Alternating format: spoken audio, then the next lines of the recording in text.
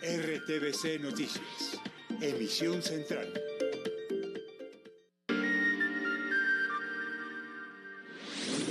Iván Velásquez, nuevo ministro de Defensa, es experto en crímenes del paramilitarismo. Sus investigaciones descubrieron a los parapolíticos después del año 2006. Los hallazgos de Velásquez lo convirtieron en objetivo de las chuzadas y seguimientos del DAS. El Estado tuvo que pedirle perdón.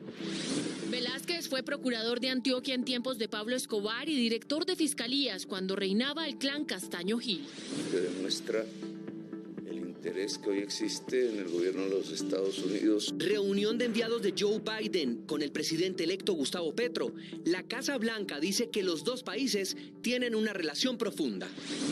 Relevo en el comando del ejército. El general Carlos Iván Moreno Ojeda asumió el mando de la tropa. Les contamos qué dijo Zapatero en su despedida.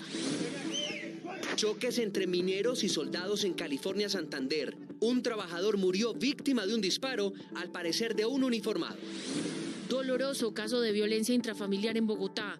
Un hombre asesinó a 3 integrantes de su familia. Expertos nos ayudan a entender estos casos. Difícil panorama por lluvias en Antioquia. 17 derrumbes bloquean el norte del departamento. Informe especial. ¿Por qué las ambulancias se pelean por pacientes? Les explicamos cómo funcionan los pagos del SOA. Este grave accidente en Bogotá ocurrió por esa peligrosa práctica. Hablamos con gremios y autoridades. En el mundo, insólita historia en Japón. En un hospital funciona un buzón de bebés. Las familias que no quieren a los niños los dejan en ese lugar. Y en deportes, no habrá liga femenina en el segundo semestre del año. Les explicamos por qué. Pero fútbol femenino sí hay. Les contamos en qué anda la selección que avanza con paso firme en las finales de la Copa América. Esperen oportunidades. Hay 400 vacantes de trabajo en Antioquia. Estos son los conspiradores. Y en cultura nos unimos con Señal Memoria en un relato retro para hablar de violencia independentista. No hemos hecho nada, se lo juro. Buenas noches. El exmagistrado auxiliar Iván Velásquez será el ministro de Defensa en Colombia a partir del próximo 7 de agosto.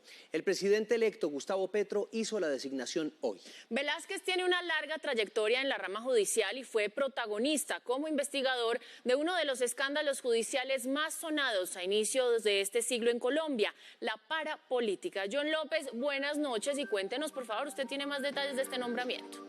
Hola Daniela, buenas noches. Pues con la llegada de Iván Velásquez al gabinete, así va quedando conformado el equipo de gobierno. Quedan aún 10 ministerios por ser asignados, pero el sonajero sigue siendo intenso. Veamos qué dijo el ministro nombrado hoy. Lo hizo a través de su cuenta de Twitter y dijo lo siguiente, abro comillas: agradezco al presidente Petro la muy honrosa designación que me ha hecho como ministro de Defensa.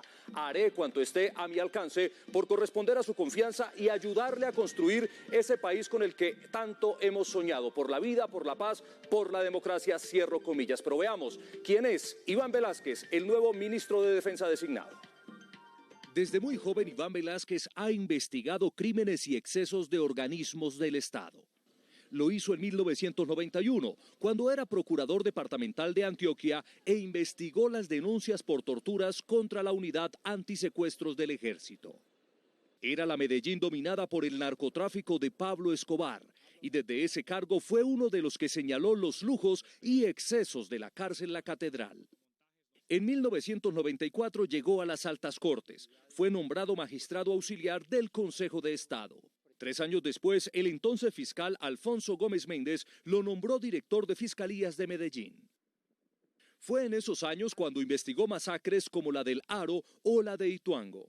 Era fiscal cuando ocurrió el allanamiento del parqueadero Padilla el 30 de abril de 1998, un golpe calificado como la gran caja de Pandora del paramilitarismo, pues allí encontraron la contabilidad de los hermanos Castaño Gil. En el año 2000 llegó a la Corte Suprema de Justicia como magistrado auxiliar y 6 años después llegó al cargo en el que lo conoció todo el país. Fue nombrado en una comisión de apoyo a la sala penal para investigar la parapolítica. Esas investigaciones que dirigió llevaron a más de 50 congresistas a la cárcel. El DAS lo convirtió en objetivo de hostigamientos y persecuciones. Por este caso, el Estado tuvo que pedirle perdón tras un fallo judicial. En 2012 se convirtió en el jefe de la Comisión Internacional contra la Impunidad en Guatemala, un organismo creado por la ONU 6 años atrás. Sus investigaciones llevaron a la renuncia al entonces presidente de ese país, Otto Pérez Molina. 2 años después, el presidente Jimmy Morales acusó a Velázquez de violar leyes y le prohibió la entrada al país por razones de orden y de seguridad nacional. El nombramiento de Iván Velásquez como nuevo ministro de Defensa generó reacciones en distintos sectores. En la oposición, el nombre no fue bien recibido.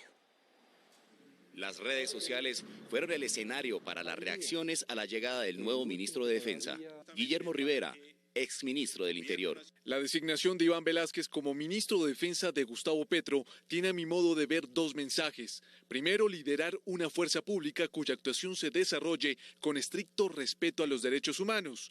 2, un ministro comprometido en la lucha contra la corrupción. Claudia López. Gran acierto de la designación de un colombiano y demócrata ejemplar como Iván Velásquez en el Ministerio de Defensa. Desde el Senado hablan de sus retos. 2 retos inmediatos para el ministro de Defensa Iván Velásquez. Primero, acabar uno de los legados más perversos del uribismo-duquismo, la politización de la fuerza pública. 2, acabar los vínculos de algunos miembros de la fuerza pública con el crimen organizado y las rentas ilegales. Desde la oposición criticaron el nombramiento. El nombramiento de un enemigo acérrimo del partido y del jefe del partido de oposición como ministro de Defensa no es solo un desafío, es una amenaza. Velásquez asumirá la cartera el próximo 7 de agosto. John, la agenda del presidente electo estuvo bastante movida. Además de este nombramiento, se reunió con una importante comisión del gobierno estadounidense. ¿Qué conclusiones dejó este encuentro? José Fernando, el fortalecimiento de las relaciones diplomáticas entre los 2 países. Esa fue la gran conclusión de este encuentro. Aunque se esperaba el anuncio de la persona de gobierno de los Estados Unidos que acompañará la posesión del presidente electo Gustavo Petro, pero de momento esto sigue siendo una de las grandes incógnitas, aunque se habla de alguien de alto gobierno que podría ser o la vicepresidenta Kamala Harris o el secretario de Estado Antony Blinken. Para el presidente electo, Estados Unidos se interesa en la región. Es un encuentro positivo que demuestra el interés que hoy existe en el gobierno de los Estados Unidos sobre América Latina y sobre Colombia. La delegación del presidente de los Estados Unidos, Joe Biden, dijo que esperan poder fortalecer las relaciones con el gobierno del presidente electo Gustavo Petro. Presidente Biden nos envió a mí y a mi equipo aquí para reconocer el hecho de que los Estados Unidos y Colombia son 2 naciones soberanas, 2 socios iguales que tienen una relación profunda que se ha basado y desarrollado en trabajo de décadas, y el gobierno Biden está comprometido con fortalecer esta relación en el tiempo. Sobre la delegación que acompañará a Gustavo Petro en su posesión como presidente, se dijo que sería encabezada por alguien de alto gobierno. El general Carlos Iván Moreno Ojeda asumió hoy como comandante del Ejército Nacional. En la ceremonia militar, el saliente general Zapateiro se dirigió a la tropa y además hubo palabras del presidente Duque a los generales. Stephanie Valencia, buenas noches y adelante con los detalles.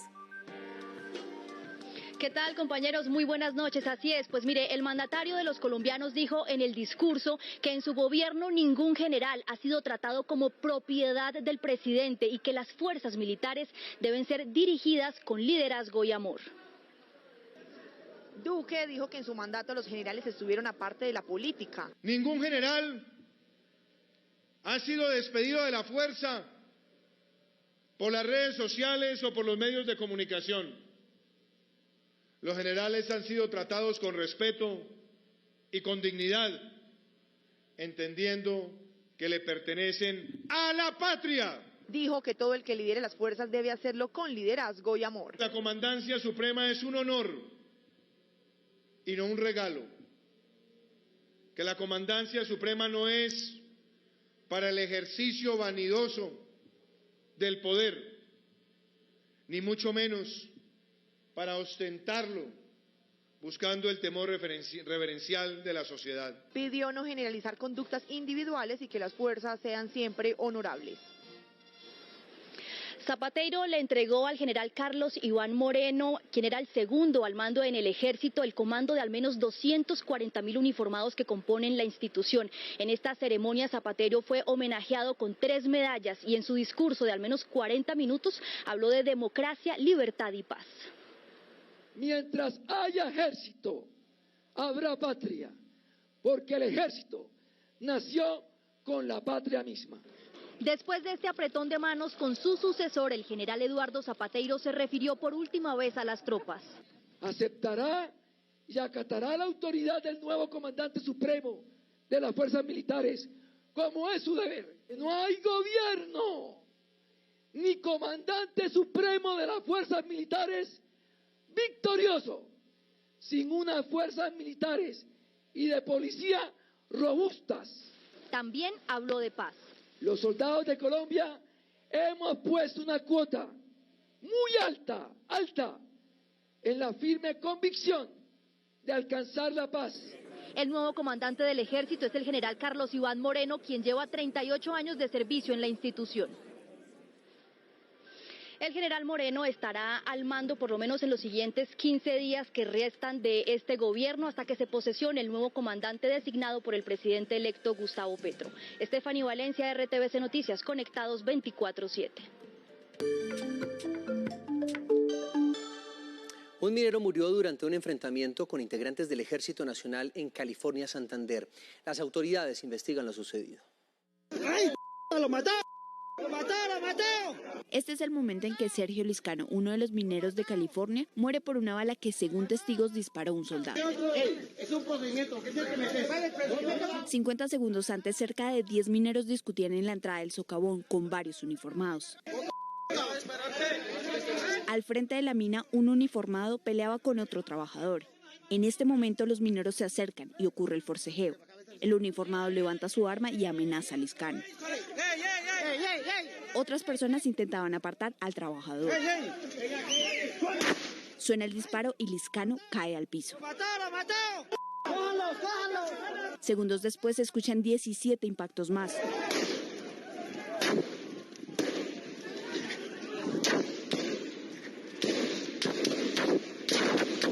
Los soldados fueron rodeados por un grupo de civiles quienes buscaban impedir las labores de los militares. En medio de la asonada, el personal civil forcejeó con los militares y en un intento de quitarles sus fusiles se desencadenó el fatal hecho. El caso quedó en manos del Cuerpo Técnico de Investigación de la Fiscalía. Y una dolorosa tragedia vivió una familia en Bogotá. El hecho que causó 4 muertos es investigado por las autoridades. Los disparos alteraron la tranquilidad de los habitantes del conjunto residencial Parque El Salitre en el barrio 12 de octubre, en Barrios Unidos. Adolfo León Gutiérrez disparó contra 3 integrantes de su familia y luego se quitó la vida. Al ingresar encuentran una escena de 3 personas sin vida. Al parecer una de ellas se había suicidado. Posteriormente la persona quien estaba en el hospital fallece producto de los impactos generados con el arma de fuego. Los vecinos y amigos de Belinda Fuentes o Doña Betty, de Cristian Camilo Fuentes de 26 años y Camilo Gutiérrez de 29, no salen del asombro. Incluso describen a Adolfo como una persona tranquila. Nadie, supongo que se esperaba que una persona pues como lo era el papá de Cristian, una persona pues muy tranquila, muy de su casa, llegase pues como a este punto. Según las autoridades, los aparentes móviles de la tragedia familiar son una discusión de pareja. Desde el distrito se reiteró que existe una línea de ayuda para personas con problemas emocionales.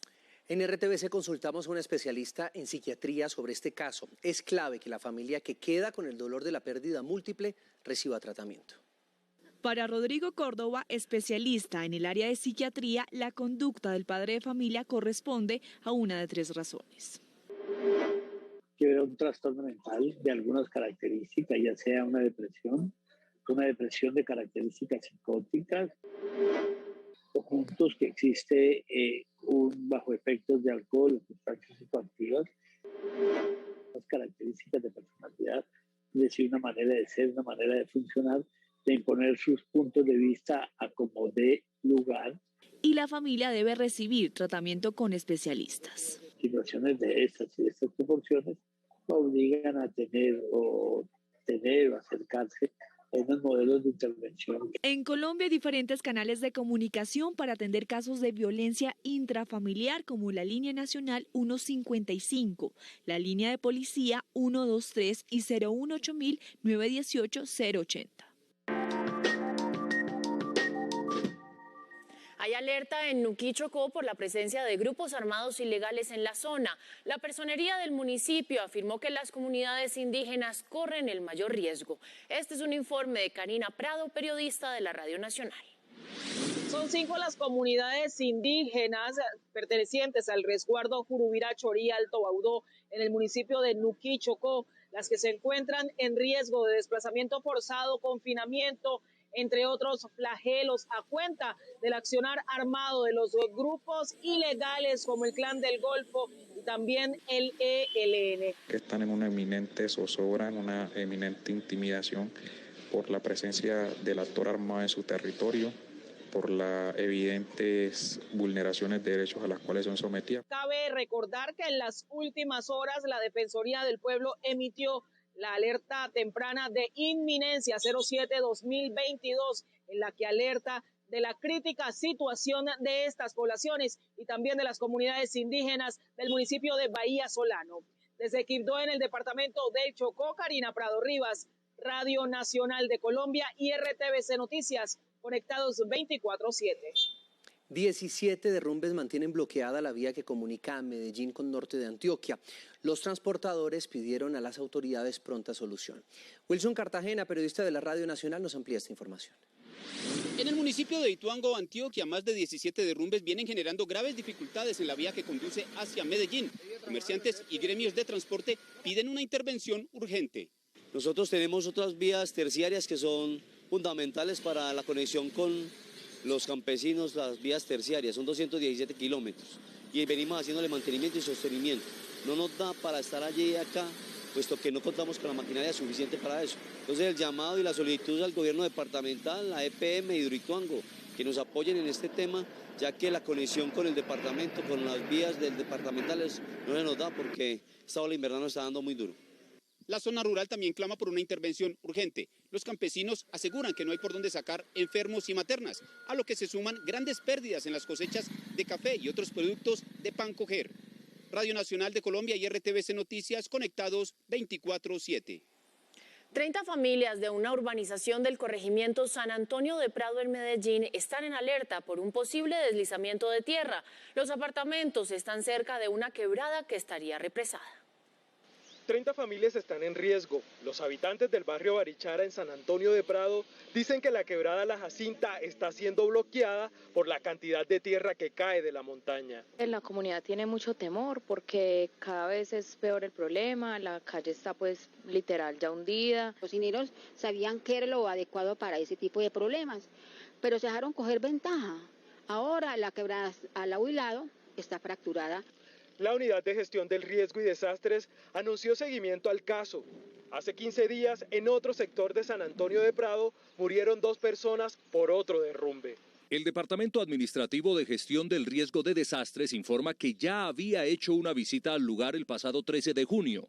Allí se constató, como consta en el informe final, grietas escalonadas y dilatación de junta de construcción. Por la emergencia en la zona, 130 familias han tenido que dejar sus viviendas. No obstante, algunas han regresado a sus casas porque no tienen dónde pasar las noches.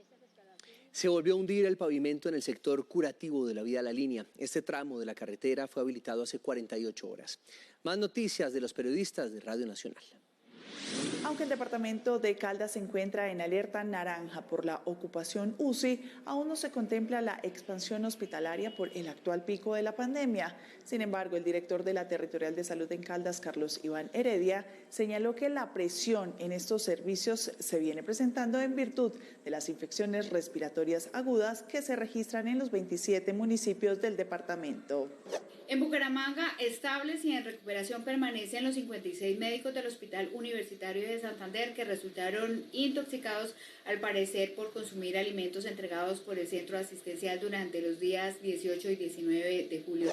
En Cartagena de Indias, luego de una visita de inspección, fue cerrada la sede Fátima del DADIS. Dentro de los hallazgos se encontraron que las condiciones de infraestructura y la presencia de roedores fueron la causa del cierre. Por lo tanto, las autoridades adelantarán un plan de mejora para mitigar la situación y dar mejores condiciones a los funcionarios. ¿Qué está pasando con los continuos accidentes en los que resultan involucradas las ambulancias y por qué algunos vehículos de emergencia se pelean por los pacientes? Vamos a intentar resolver esas dudas en nuestro informe especial de hoy, José. Lo vemos a diario en diferentes ciudades de nuestro país. En los próximos minutos veremos precisamente, primero, ¿para qué sirve el SOAT? ¿Es realmente efectivo? ¿Están cobrando lo que usted debería pagar? Segundo, ambulancias, ¿son salvavidas o negocio? ¿Por qué algunos conductores protagonizan carreras mortales cuando van a atender las emergencias por accidentes de tránsito? Y tercero, Daniela y televidentes, les mostraremos el testimonio de un trabajador de ambulancia. Nos sacará de dudas para saber si realmente hay un negocio alrededor del SOAT. Iniciamos. En Colombia existen aproximadamente 17 millones de vehículos. Todos están obligados a pagar anualmente el SOAT, pero la mitad no lo hace. Esto presenta un hueco de 2,4 billones de pesos en aportes a la salud del país. Hay que tener en cuenta dos cosas. Más de la mitad de los automotores son subsidiados y la evasión no ha permitido un ajuste y un alivio en los precios.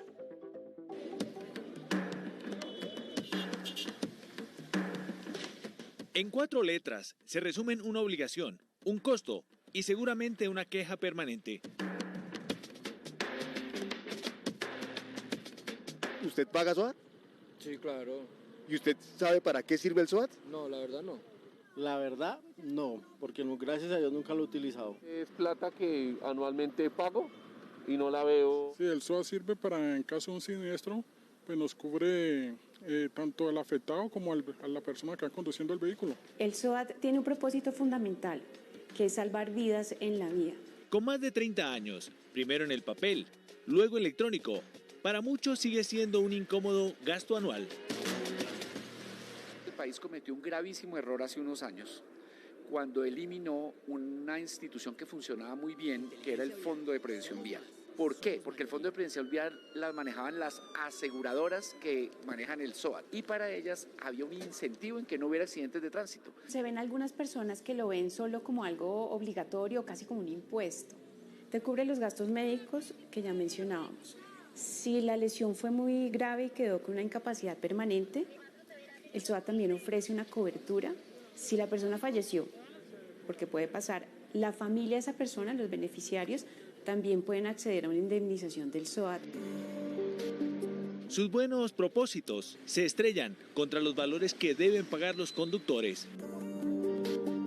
La tarifa del SOAT es regulada y la determina la Superintendencia Financiera de Colombia. La idea es que la tarifa proporcione en primas los recursos apenas suficientes para pagar los siniestros y la operación del ramo, no más. Las cifras de este año no permitirían un alivio para 2023. La verdad, los siniestros están desbordados, pero la sostenibilidad del seguro también puede verse en riesgo si no hay ese equilibrio entre la tarifa y lo que se gasta. Y otro factor empuja los precios del SOAT más allá. La evasión en SOAT está alrededor de 47% y es particularmente alta en el caso de las motos, que está alrededor del 60%. Irónicamente, los actores de la vía más involucrados en accidentes reciben otro pequeño beneficio del SOAT. Las motos y los buses de servicio público urbano tienen un subsidio en su tarifa, es decir, pagan menos a lo que corresponde según su riesgo. Y ese subsidio se cubre con un recargo que se cobra en la tarifa de los vehículos de 4 ruedas. Si fuera solo por el riesgo que representa, una moto pequeña tendría que pagar un SOAT de más de 1,5 millones. Y eso que hace falta se le cobra a los vehículos de 4 ruedas. Entonces un vehículo familiar pequeño tendría que pagar un SOAT inclusive menos de 100.000 pesos anuales, pero realmente paga más de 400.000. Según las cuentas de la dirección del SOAT de Fasecolda, el margen es mínimo. El año pasado en primas estuvieron alrededor de 2 billones de pesos anuales. Los siniestros estuvieron alrededor de 1.9 billones. Tanto dinero terminó generando un negocio siniestro que dejó en alerta roja el sistema. Hay unos incentivos perversos para que se den cosas como la guerra del centavo, la carrera entre ambulancias para llegar primero, para llevarse al paciente.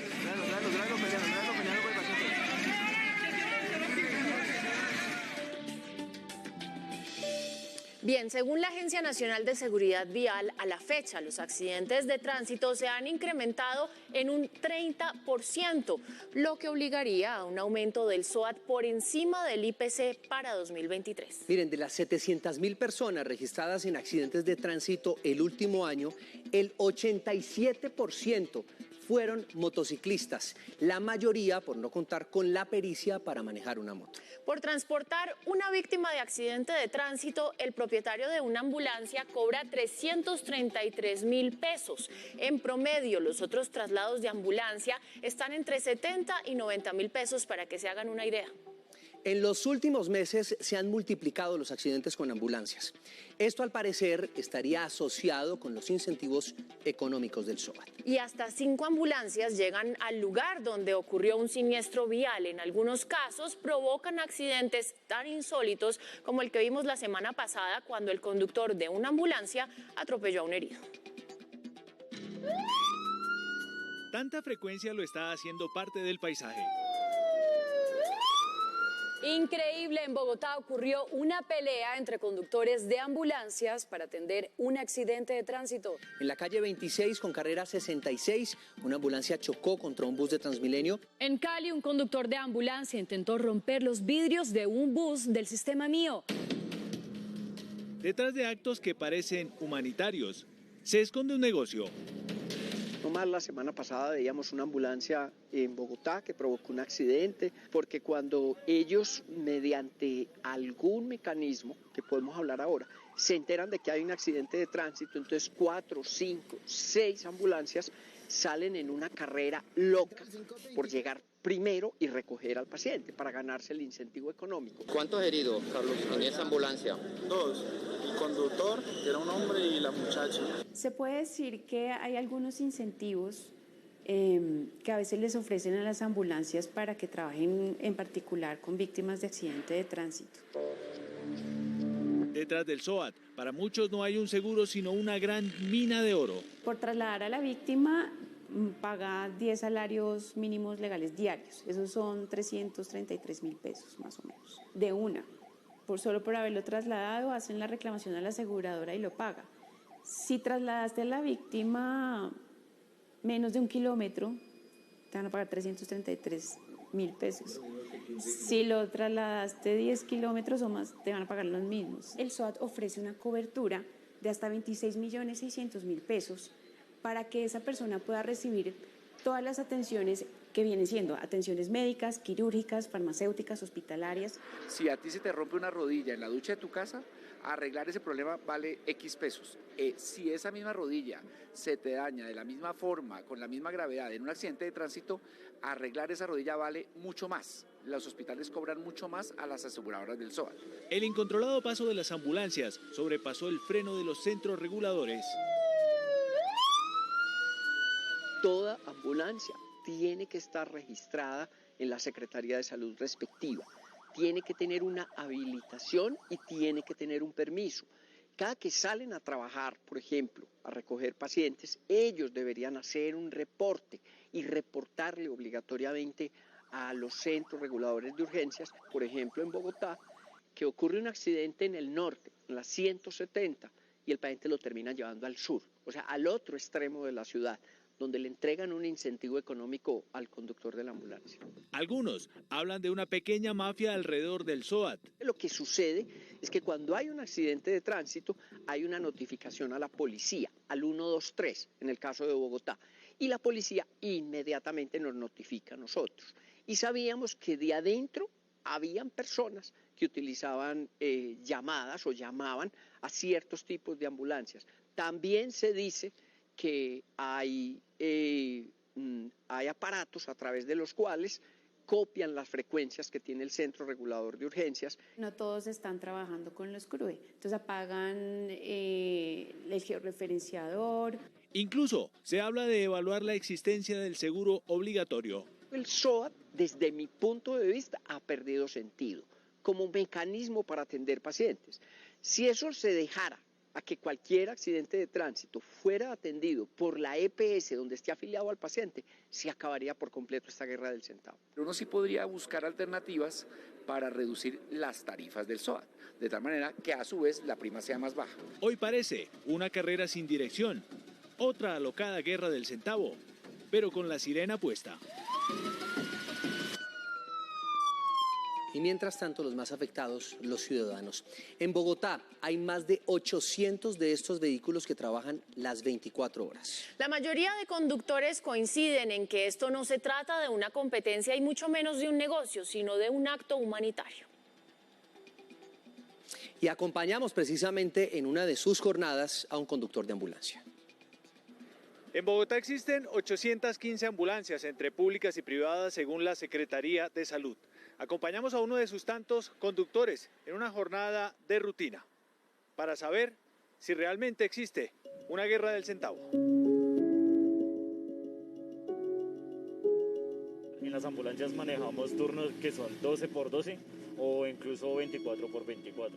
La cuestión es que acá tiene uno que tener más habilidades.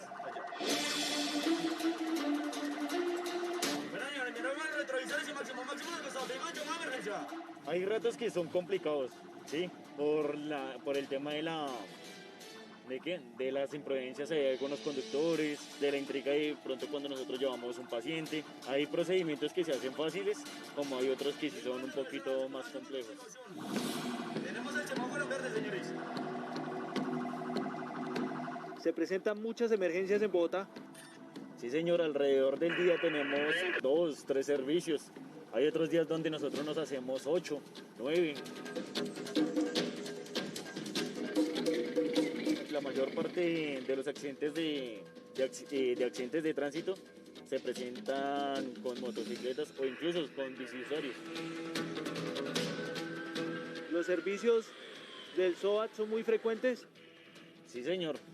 Son cada ratico que se está presentando cualquier situación del SOAT. ¿Y ustedes cómo les reportan los accidentes del SOAT?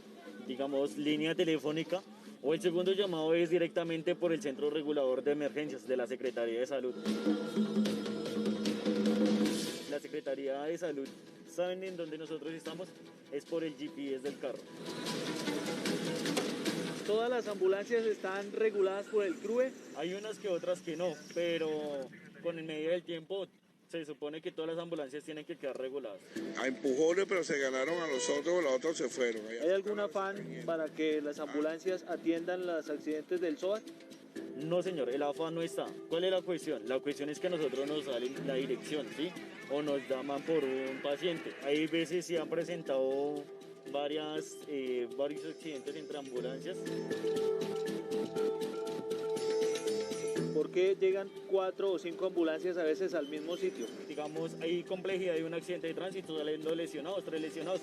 Entonces, según lo que nos tiene regulado la Secretaría de Salud, es que cada ambulancia tiene solamente un paciente. ¿Se puede decir que hay una guerra del centavo o eso es totalmente falso? No es como la tal guerra del centavo porque independientemente del traslado que nosotros hagamos, vamos a ganar lo mismo. Esa guerra es como buscar el diario de todos los días, ¿sí? Si yo no hago, yo no gano. 5215 para central, móvil 5215 para central. Hay veces se han presentado malos entendidos por esas mismas cuestiones, ¿sí? Pero lo que se trata de hacer entre nosotros mismos es esa unión, volver a ser la familia que éramos antes del grupo de las ambulancias, que no necesariamente tenemos que llegar a pelear por un paciente, sino siempre pues digamos es ayudar. Llamamos la atención sobre un dato, el de la evasión del SOAT. Quienes no pagan la póliza se arriesgan no solo a comparendos, sino a millonarios líos judiciales para responderles a las víctimas. La próxima semana, otro informe especial.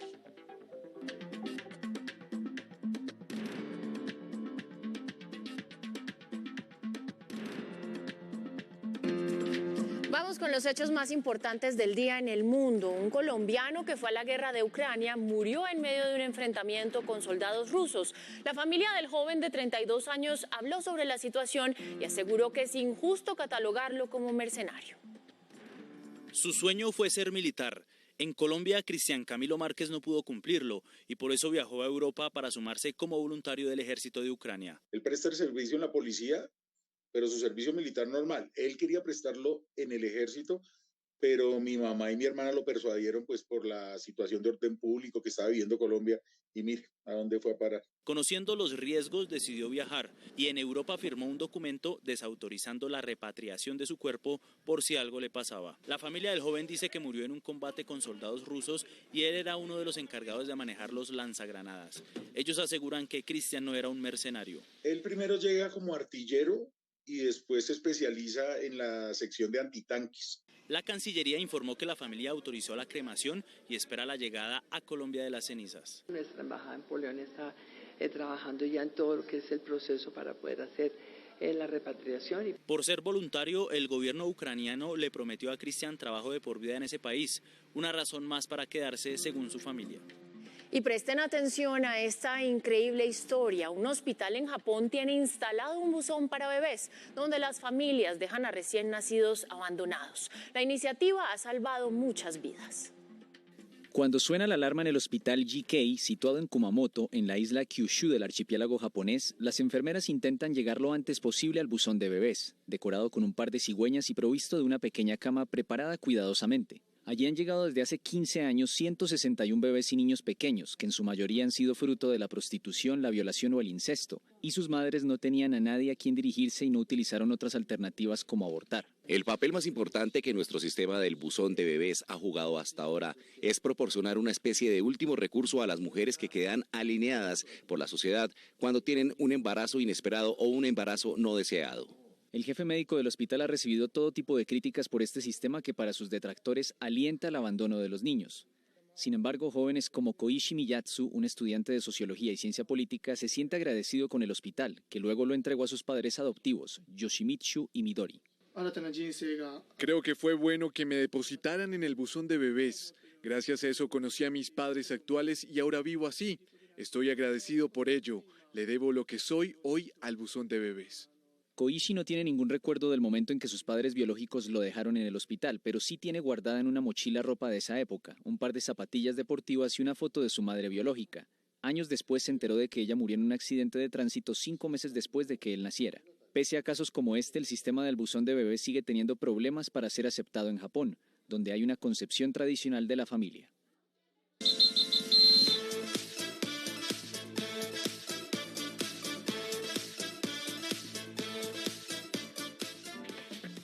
Muy buenas noches, bienvenidos a la información deportiva. Qué alegría saludarlos aquí desde la ciudad de Medellín. Pues en RTVC Noticias conocimos que después de varias semanas, reuniones, debates entre dirigentes y equipos, finalmente se tomó la decisión de que para el segundo semestre de este año no se tendrá Liga Femenina de Fútbol en nuestro país. Esto, por supuesto, que es una muy mala noticia, sobre todo cuando pensamos que en nuestro país justamente se desarrolla la Copa América Femenina. El 5 de junio, el ministro del Deporte, Guillermo Herrera, y el presidente de la DIMAYOR, Fernando Jaramillo, hicieron un importante anuncio para el fútbol femenino. Desde el ministerio vamos a aportar otros 1.200 millones de pesos, que se suman a los 3.000 que ya hemos dado este año para la organización del torneo en el segundo semestre del año. Por primera vez habría 2 ligas en un solo año. Pero yo creo que va a ser un octagonal corto, por supuesto, por las limitaciones que tenemos con respecto a Copa Libertadores en octubre. El 7 de julio, un día antes del inicio de la Copa América, en la Asamblea Extraordinaria de DIMAYOR, todo cambió. Yo creo que todos hemos hecho un esfuerzo para el fútbol femenino, pero pedirle a los clubes en este momento, desde el punto de vista económico, que siguieran haciendo ese esfuerzo no era fácil. Las futbolistas protestaron en los protocolos del partido ante Paraguay. El mensaje de puños arriba generó una señal de esperanza, pero hoy la historia volvió a cambiar. No habrá liga. La mayoría de equipos del fútbol profesional se negaron a participar. Solo América, Cali, Millonarios y Cortuluá estuvieron dispuestos. Solo 2 equipos seguirán trabajando. Diablas y Azucareras se prepararán porque participarán en la Copa Libertadores Femenina, que será disputada en Ecuador en octubre. Bueno, y pensando en esto, en esta Copa América que se está disputando en nuestro país, pues varias jugadoras de la selección Colombia que se preparan para enfrentar a Argentina el próximo lunes, pues se van a quedar sin trabajo y se van a quedar sin equipo. Bueno, ustedes saben que pueden disfrutar además de las emociones de esta recta final a través de nuestra pantalla. Vuelvo y lo repito, el lunes desde las 7:50 de la noche. Hay errores que este equipo no quiere repetir. Creo que hace 4 años tuvimos una experiencia donde en la fase de grupos nos fue muy bien, pero en la otra no fue como el mejor resultado para nosotras. Pero bueno, creo que de todo se aprende. 13 goles a favor, apenas 3 en contra y una campaña limpia son suficiente argumento para pensar en que se puede llegar al 30 de julio. Creo que la clave del partido va a ser la mayor concentración posible, aprovechar los errores que ellas cometen y estar atrás muy bien paradas. Al frente estará Argentina, un rival al que Colombia se enfrentó este año en amistosos en la ciudad de Cali. Es un equipo que no va a jugar, es un equipo aguerrido. También tenemos un recuerdo y fue en la Copa América pasada, Chile y Argentina nos quitan esa clasificación. El próximo lunes desde las 6:50 de la tarde usted puede apoyar a las guerreras en la pantalla de Señal Colombia. Y ahora hablamos de ciclismo con el Tour de Francia, porque después de cumplida ya la edición, mejor la fracción 19, ya Jonas Vingegaard está a solamente 115 kilómetros de coronarse como campeón de esta vuelta ciclística más importante del mundo. Nosotros vamos a hacer el resumen de la jornada de hoy. Fueron 188.5 kilómetros en los que no hubo novedades en el pelotón. Cuando parecía que no habría victoria de ningún local, Christophe Laporte del Jumbo-Visma se dio a la fuga con Jasper Philipsen y Alberto Dainese. En los últimos kilómetros, pese al intento de caza del pelotón principal al trío de escapados, el galo aceleró el ritmo e hizo ondear la bandera de Francia en lo más alto. Para el grupo principal, la jornada estuvo tranquila. Jonas Vingegaard, con 3 minutos y 26 segundos de diferencia sobre Pogačar, lo convierten en el campeón virtual del Tour. Nairo Quintana llegó con ellos y ocupó la posición 22 en la fracción. Mañana darlo todo en la crono, una crono que ya reconocimos y esperamos que nos vaya muy bien. Esperamos poder estar a la altura de los rivales y que sea lo que Dios quiera. Mañana, penúltima etapa con una contrarreloj de 40.4 kilómetros entre La Capelle-Marival y Rocamadour, en la que Nairo espera cuidar su puesto en el top 5.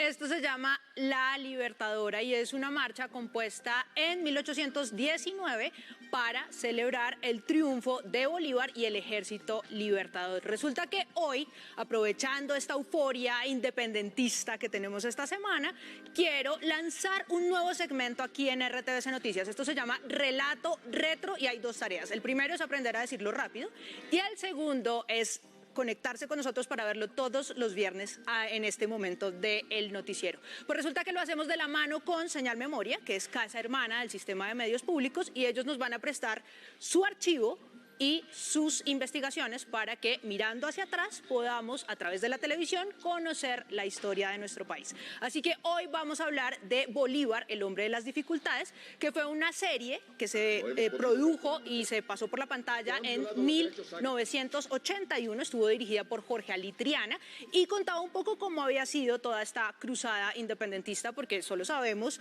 nos enseñan en el colegio, que había guerra, entonces se iban a las batallas y luego llegaba el Ejército Libertador triunfante, y resulta que no siempre fue así, porque la guerra era de lado y lado. Tampoco es que los libertadores hubieran dicho, bueno, solo allá y tranquilos. No, también había matanza contra los españoles. Así que veamos este capítulo de cómo era la violencia de ambos lados. Aquí hay libertadores y criollos asesinando españoles. Eso es injusto. Nuestro único delito es el ser españoles, como seguramente lo fueron sus padres y sus abuelos. No quiero oírle más. Los llevaremos a Tunja. Ahora son nuestros prisioneros. Estamos hablando de antes de 1820, esto es como 1813 y 14, que fueron los periodos más sangrientos. Lo que narra esta serie ocurrió en lo que ahorita es Venezuela, pero que para ese entonces era la Nueva Granada, ¿no? Y todo era parte del mismo territorio. Resulta que Bolívar lanzó un decreto que se llamaba el Decreto de Guerra Muerte, que básicamente le decía a su ejército: cuando usted se encuentra un español, hombre, mujer, niño, civil, lo que sea, lo puede asesinar. En los pueblos, en las calles, en donde sea. Veamos este fragmento que habla de ese decreto. El decreto de guerra muerte se ha conocido en toda Venezuela. Sí, mi general. Tenemos que dejar muy en claro quién es el verdadero enemigo. Así es, mi general. ¿Acaso los españoles no están matando a los americanos en una expresa declaratoria? Y por supuesto que el Ejército Libertador también tenía sus monstruos, ¿no? A este señor que se llamaba José Bóves le decían la bestia porque era de los que empalaba, decían que no dejaba a persona que tuviera más de 6 años con vida, o sea, solo dejaba vivir a los niños menores de 6 años, y tenía algo que me parece a mí muy escabroso, y es que ponía a los republicanos, o sea, a los españoles, a bailar música tradicional colombiana antes de asesinarlos. Los ponía a bailar un bambuco que se llamaba El Palito y otra canción que también estaba de moda por ahí. Al parecer todo eso por orden de Bolívar.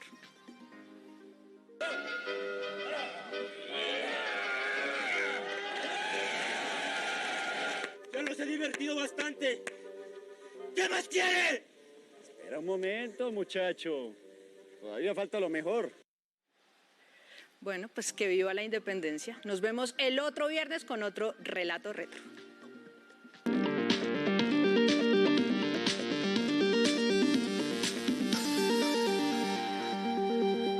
El ministro de Hacienda designado, José Antonio Campo, explicó con más detalles qué impuestos incluirá la reforma tributaria del próximo gobierno y cómo lograrían la ambiciosa meta de 50 billones de pesos de recaudo.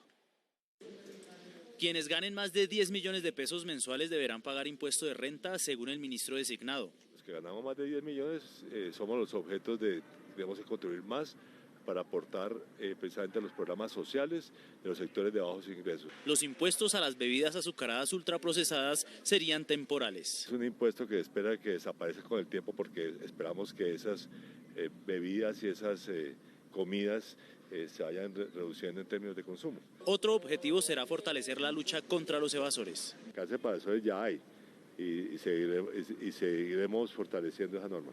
Dijo que con estas medidas el objetivo es recaudar 50 billones de pesos para mejorar las finanzas del país. 50 billones que esperamos que se vayan generando gradualmente. O sea, para poner un ejemplo, podemos comenzar con 25 o 30 y gradualmente se va aumentando. Según el gobierno electo, la reforma tributaria sería radicada en el Congreso de la República el próximo 7 de agosto. Precisamente el Congreso de la República ya trabaja en reformas que el gobierno de Gustavo Petro radicará el próximo 7 de agosto. Entre ellas están la reforma rural integral. Los congresistas buscan propuestas conjuntas frente a una posible reforma rural. Para llevar un paquete organizado a nuestro segundo encuentro programático, que será el 28 y 29 en la ciudad de Santa Marta. Regular el precio de los alimentos y poner a producir la tierra son las opciones en la mesa. El tema de la territorialidad, la autonomía alimentaria en Colombia, los sistemas económicos en el país. Decían que íbamos a expropiar, es una falsa mentira, eso es mentira. Nosotros lo que queremos es hacer acuerdos con los diferentes sectores donde ellos no tienen la capacidad de explotar toda la tierra que tienen. La ministra designada de Agricultura, Cecilia López, ha calificado las actuales políticas de agro de inservibles. El precio del dólar subió 13 pesos y llegó a 4.423 pesos. El precio interno de la carga de café cayó 63.000 pesos y quedó en 2.213.000 pesos. 62% aumentó el costo de los fletes marítimos para los importadores colombianos durante mayo. 13,3 millones de colombianos han accedido a la dosis de refuerzo contra el COVID-19. Guillermo León Acevedo, alias Memo Fantasma, seguirá en la cárcel La Picota luego de que la jueza 25 de control de garantías rechazó la petición de la defensa y aseguró que no hay vencimiento de términos. Más hechos del día en un minuto. Un juez envió a la cárcel a Cristian Payán Vega, alias Cristian, y Jofer Hurtado Cundumí, alias Cumbamba, señalados del secuestro de Jesús David Urueña, alcalde del Charco, Nariño. Según las autoridades, alias Cristian fue el encargado de hacer seguimiento al mandatario y alias Cumbamba de la logística del secuestro. Fue reprogramada la audiencia en la que se tenía previsto que la Fiscalía presentara las pruebas sobre el incremento patrimonial ilegal de Carlos Matos por el caso Hyundai. La diligencia será llevada a cabo los días 4, 11 y 12 de agosto. Juan Andrés Romero Ramírez, John Freddy Poveda Alférez, Julio César Gómez López y Santiago Andrés Villamizar Moreno fueron enviados a la cárcel, señalados de haber incendiado la alcaldía de Acacías Meta el 2 de mayo de 2021, en medio de las manifestaciones del paro nacional. La Corte Constitucional tumbó la elección del gobernador de La Guajira, Nemesio Ruiz Garzón, y ratificó la decisión del Consejo de Estado proferida en 2021. Para el alto tribunal, el gobernador incurrió en una doble militancia al momento de la inscripción de la candidatura.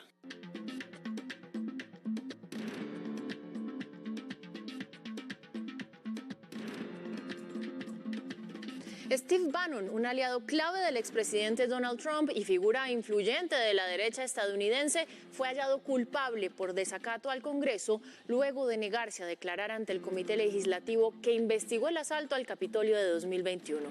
Más noticias del mundo a continuación. 8 personas resultaron heridas, 3 de ellas de gravedad, como consecuencia de una explosión ocurrida en un edificio de un barrio residencial de Montevideo, la capital de Uruguay. La explosión se produjo en el tercer piso y generó una onda expansiva que dañó algunos edificios de la zona. Las causas son materia de investigación. El presidente de El Salvador, Nayib Bukele, aseguró que en 60 días estará lista una megacárcel donde permanecerán recluidos 40.000 pandilleros. La maquinaria pesada trabaja sin tregua en una zona del sureste del país centroamericano para cumplir el plazo de entrega de la construcción.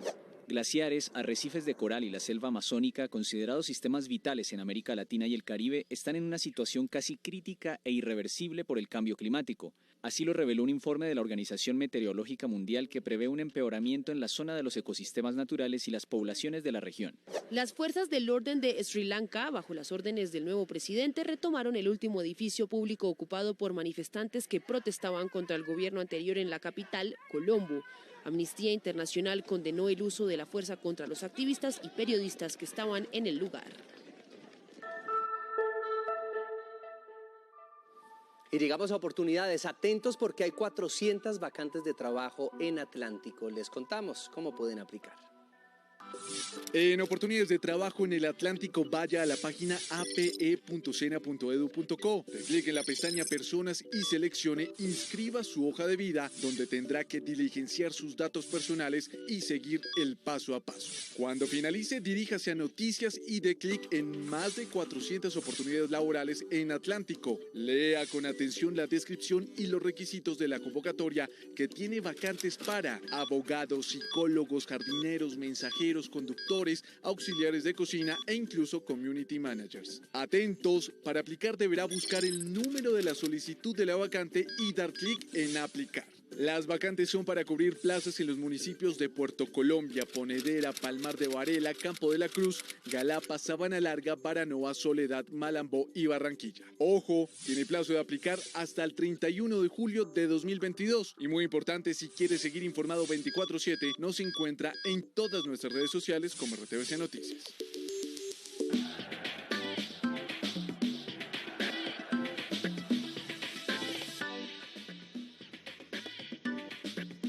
Y seguimos con más deportes. No son buenas las noticias para Miguel Ángel Superman López, pues su equipo, el Astana, decidió suspenderlo hasta que no arregle su situación legal. Recordemos que está siendo investigado por tráfico de medicamentos. A las 3 de la mañana, hora de Colombia, el Astana se pronunció en sus redes sociales y fue contundente. La noticia que se difundió en los medios de comunicación ayer por la tarde nos tomó por sorpresa y por el momento no tenemos ningún detalle. Al respecto, el equipo decidió suspender a Miguel Ángel López de cualquier actividad dentro del equipo hasta que se aclaren todas las circunstancias del caso. Los abogados de Miguel Ángel López en España aclararon la situación jurídica del ciclista. Superman no fue detenido a su llegada al aeropuerto de Barajas, pero sí fue sometido a una inspección en la que no hubo sorpresas.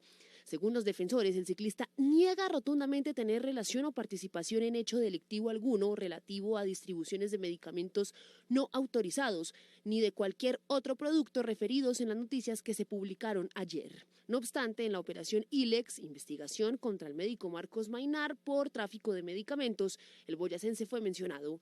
Para claridad de las partes, su testimonio será fundamental. Solo queda esperar que la situación del escarabajo en el viejo continente sea resuelta pronto. Y ustedes han sido testigos y han podido disfrutar de los mundiales de atletismo que los hemos podido vivir a través de nuestra pantalla, la de Señal Colombia. Por eso es momento de irnos a Eugene, Estados Unidos, donde está Carlos Julio Guzmán, como siempre con todos los detalles, a contarnos los pormenores de las competencias y de la participación de los colombianos. Carlos Julio, muy buenas noches aquí en Colombia. Bienvenido a esta emisión de RTVC Noticias. Vanessa, muy buenas noches. Apreciados contertulios, un cordial saludo. Hecho histórico aquí en el Mundial, en Eugene, Oregón, en los Estados Unidos. Para Latinoamérica, fundamentalmente para el Perú. Kimberly García León, 28 años, nacida en Huancayo, empleó 2 horas, 39 minutos y 16 segundos para ganar la prueba marcha atlética 35 kilómetros. Fantástica. Había ganado ya la prueba también en los 20 kilómetros.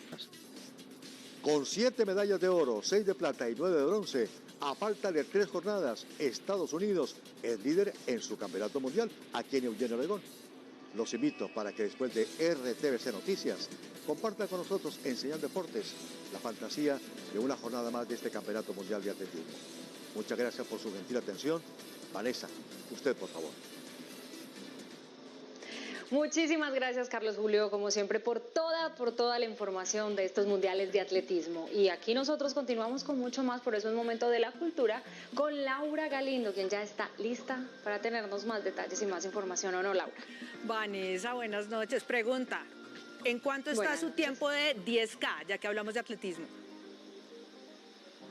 Pues le cuento que está muy flojito, está muy flojito en este momento por la lesión y porque no he estado como muy bien juiciosa haciendo ejercicio. Pero normalmente los 10K los hago por ahí en 1 hora 15 minutos.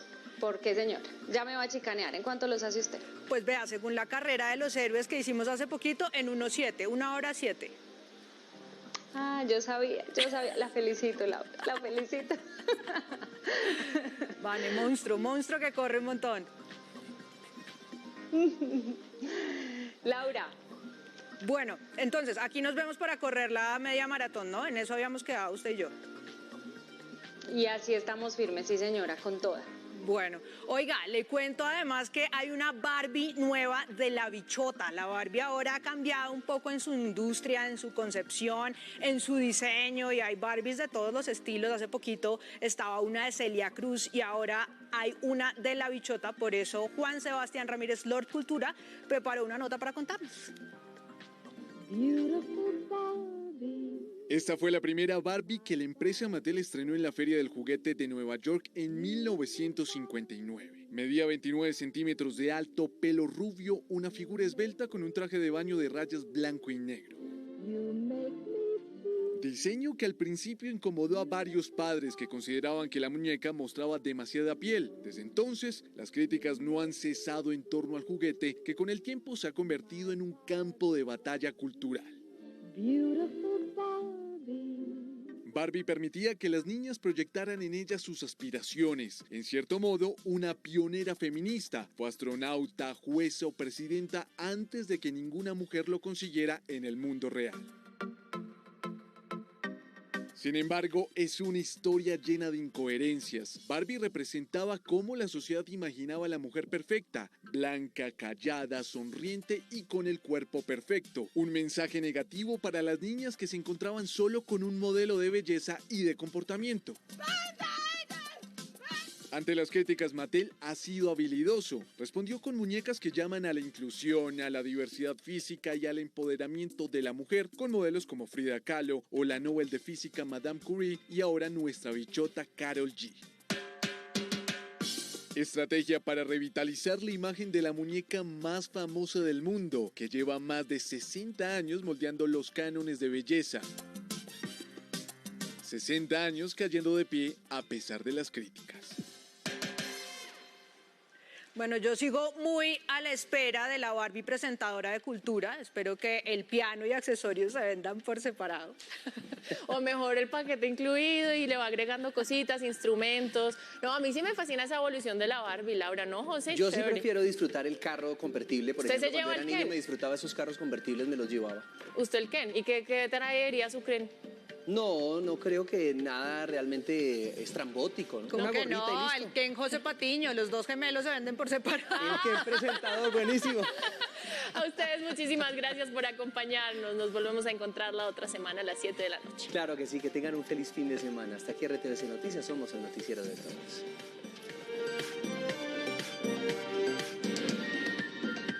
RTVC Noticias, emisión central.